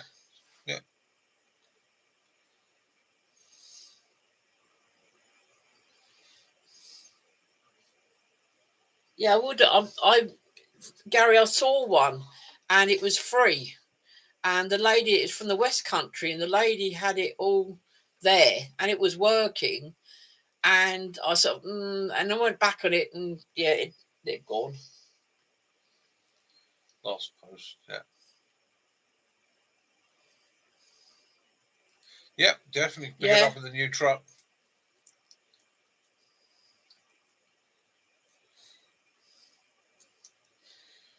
Yeah, Dumpster. I've had that with the Disco 3 I had. I loved the vehicle. It was brilliant to drive. But I don't get it. So Land Rover, at the same time as building the Discovery 3, built the L322 Range Rover. The L322 Range Rover is a different engine, admittedly, but they're renowned for being reliable. They don't have electronic issues, don't have sensor issues, the handbrake works, don't have a problem. The Discovery, built at the same time in the same factory by the same company. You've only got to look at it, and some sensor somewhere goes, "Oh, me no work no more," and it cascades the effect. Like one sensor goes down, and it can be something Good stupid evening, like Ray. the washer bottle level sensor goes down. That takes out the bleeding ABS, and then that cascade. Oh, it was just. I think if you're going to have a Discovery, TD5 Discovery was the last decent Discovery they made. After that, they just lost their way. Like the 3, but it's just got too much. The Discovery 3 was lovely to drive. Was a beautiful vehicle, but just he's got himself a 2017 Mitsubishi Barbarian pickup, haven't you? Twin cab one. Yeah. But we still got the Range Rover. I did a little bit of filming today on the phone, putting the back together and putting the back on. I'll stick that together up in a little video in the next day or so. Yeah, so Kaz has our luxury still with a Range Rover. But mind you, I went out with Mick when we went and picked up some of the Gucci bits for the pickup. And I must say, it was really comfortable. Normally, if I've been in a car for 2 or 3 hours, I'm really stiff and I found it hard to move about, but it wasn't too bad. Yeah.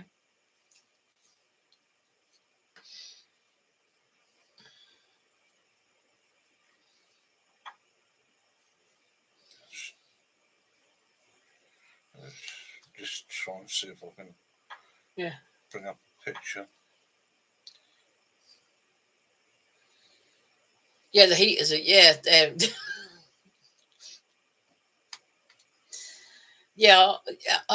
I got in it and I was like, I had to turn it down because I couldn't breathe.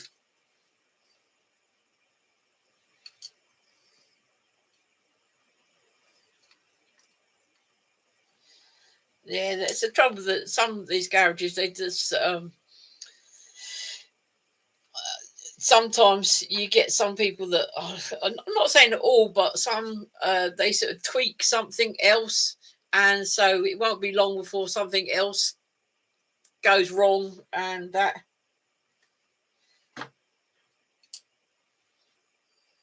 That's annoying. I have got. Thank you just very much, check my Gary. phone. So there I was recording today. You didn't. Putting the back on the pickup. Do you know what I've actually managed to do? Nope. I've managed to turn the camera off when I thought I was recording. You did that before. The inside of my pocket for 25 minutes. The top of the bonnet for 26 minutes. And I've got about 45 minutes of it, camera just pointing at the sky. Did that when we were going to go for a Ford. And we thought we turned the video on when we did the Ford, but it actually turned it off. And it wasn't until we got to the other side we turned it off that actually turned it on, because we didn't get the water actually was a couple of inches high on the bonnet, wasn't it? Yeah. That's all right, darling. You'll have to go around the truck. I'll have to go around it tomorrow at some point. Yeah. Ended up using the big family SUV as my handyman business. I built custom shelving, inverters for tools, etc. I'll probably not be able to get my money back if I had to. Yeah, that's the trouble, isn't it? You build these things. Just part of it. Again, it's like the wild camping. It's like the camping gear and all the rest of it. You got all this gear. When I look at the investment that I put into the channel, what I do, and that over the years, I've spent thousands in little bits here and there. But it's also, I'd rather have it than not have it. I mean, your vehicle's built for your business, but you've got inverters and that in it. Well, you've got an inverter in it. You've got an engine that runs. You've now got a generator. So if something happened in your area, you needed power, you could use that to run things. I mean, all right, you're not going to run massive things, but you can supply lighting. You can charge phones. You can charge a laptop, and that's the beauty of that sort of thing. It's thinking that bit outside the box. It's how else can you use it? Oh yeah, Max, yeah. Yeah, I might have caught a UFO. I caught a few clouds drifting by. I know that much. Yeah, it was a funny old video thing. Is caught on video just recently, isn't there? There's been some strange happenings, isn't there? Yeah, can't be explained. I do like things that can't be explained. I do think they're the ones that make life a little bit more interesting, don't they? Yeah. You know, it's how yeah, deep. like how come you go to get the piece of toilet tissue for your blow your nose and the toilet roll's always empty. Such adventures like how deep is that puddle? Will it go over my boots? Oh, I love that one. Go to get something out of a box out of the cupboard, and you look and you realise that you probably took the last one out and put the box back in the cupboard without thinking you had done that. And when you did your shopping, you went, "I don't need that then because I've got a box of that." Yeah, but you get to a certain point in life where you think to yourself, "I'm going to fart." Oh no, I didn't. Yeah, random lady in the camp. Yeah. Yes, walking through at 2 o'clock in the morning. Yeah. Random women in the camp. Yeah. Yeah, that's the bonus of it. That's the Mitsubishi for me is my bug out vehicle. Yeah. Again, so you know why is it not matte black or olive green or Realtree camouflage? Because it's going to need to blend in on the road. And it's a white vehicle. It just looks like another council you're using vehicle. it all the time, so you know that it's going to always be fueled up. You always got the stuff that you need in it. So yeah. It just looks. I want it to blend into other traffic. I'm not bothered about it standing out in the woods. If I had to hide it, I know I can. I know I can cam that up with cam nets and materials around the woods and make it disappear. But the majority of the time, if you think about bugging out, what you're actually trying to do, you're trying to blend in. You're trying to be that grey man, right? Canopy, not so much, but you're just trying to be that not Mr. Noticed. Yeah, the lady in the white trousers that walked through the camp that night. I still reckon that they should put some of them wildlife cameras like Owen uses in there and try and find out, because I reckon she ain't the only one. Oh yeah, might have to do that.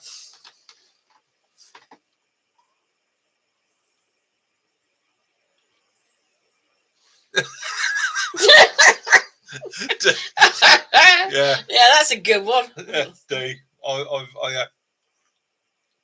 Yeah, I saw one. It was a lady had a real gut. Her husband. It was during the COVID, and she's looking in the glove box. She goes, "Where's my mask?" And what she hadn't done, she had it. It was attached to her ears, but she had it under her neck. Yeah. And she was going mad, and her husband was laughing. She said, "It's not funny. I need my mask." And she had it on her face. Yeah, that woods is a funny old spot.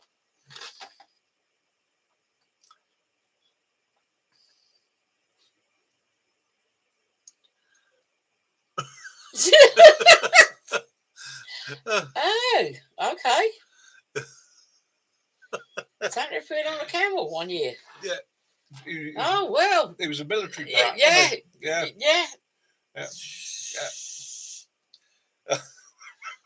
It's good old military for you. Let's cheer the kids up. Let's fly Santa in a helicopter. Well, I suppose after a certain amount of time, your camel's knackered, and then you got to have a helicopter. Yeah. When your helicopter's knackered, you got to use some sort of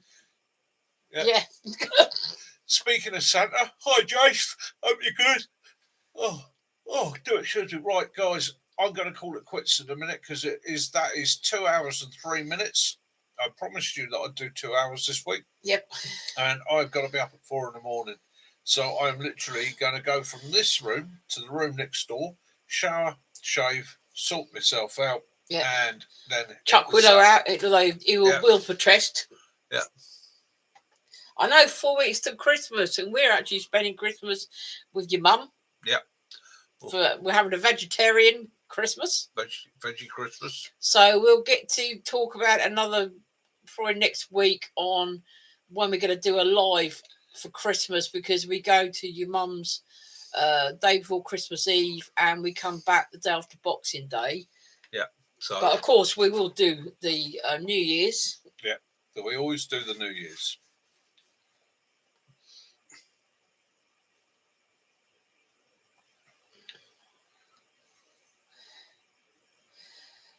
So, thank you very much, you wonderful people, for joining us. Yeah, that's it. That's it for this evening. El Croc, Kiwi, Simon, Out with Max, Free Dog, Living Lavoo, Owen, Bill, who else? Oh yeah, Wessex Dee, Blades, if they're still Wessex Blades, Dumpster Fire, Free Dog. Yeah. Right, everybody, have an awesome Gary. week. And thank you very much for joining us again this week. Have an awesome week. Yep. Enjoy yourselves. Get outside. Have an adventure. Have a wander around your vehicle. Think to yourself, what am I going to need to stick in that this winter just in case? Or maybe, as a friend of mine said, well, it's not so much what I've got to put in it, it's what I've got to take out. It's a dumping ground. All right. So, yeah, have a great time. Thank you for joining us. Have an awesome one. Yeah. Love those you do. Forgive those you don't. May peace and light be upon you all. From me, the Tarpac guys, Kaz, Willow, Snoring. and yeah, have an awesome one, guys. Look after yourselves. We'll catch up very, very soon. Speak to you Bye. next week. Love you all. Mickey out. Bye.